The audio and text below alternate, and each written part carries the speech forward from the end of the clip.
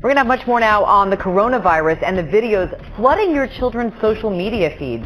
Some of them may be helpful, but others confusing, and some of them even frightening. Becky Worley took a look at what's being posted, and she's in San Francisco with more on this. Good morning, Becky.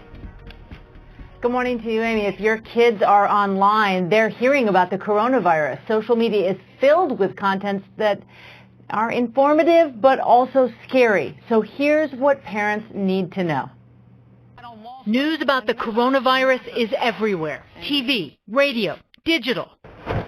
And if there's one thing we know about modern connected kids, if they're worried about something, they're going to search up more information on it. And this can be beneficial or anxiety-producing. Take this TikTok video.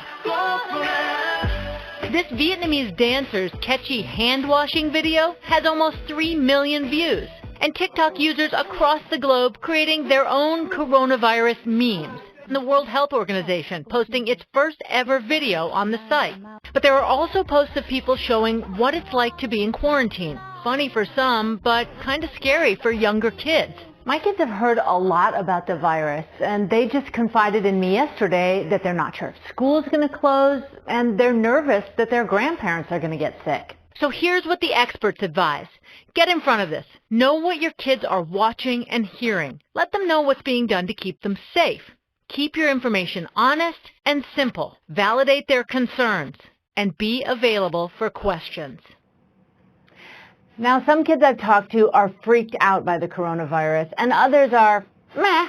So one thing is for sure for us parents. We need to share our own worries with other adults, and if possible, shield our kids from that fear. Our job as parents is to make our kids feel safe to the best of our abilities, which can feel pretty daunting at times, Amy. Yeah, no, certainly, but it's all good advice, Becky. In fact, we're going to get some more now. Let's go to psychiatrist Dr. Janet Taylor. She's joining us from Sarasota, Florida. And Dr. Taylor, you know, we can control to an extent what our kids see on TV, especially younger ones, but social media is an entirely different beast. They've got their phones, they're looking at TikTok videos, everything from information to something that's even frightening. So how do we manage this as parents? Well, you're right, Amy. They are watching, but as parents, we'll take any port of entry to talk to them. So check in with them. It's a great opportunity to say, what do you know? How do you feel? And in fact, you can explore and get information together. And what about if you're walking down the street and you see people wearing masks? That could frighten some children. What do you tell them?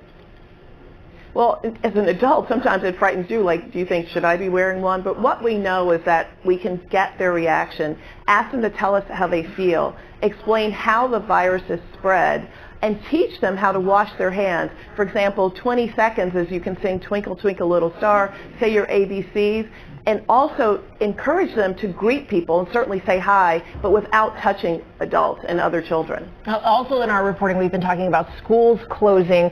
What do you tell your kids if they're too scared to go to school because they hear these reports about schools being closed?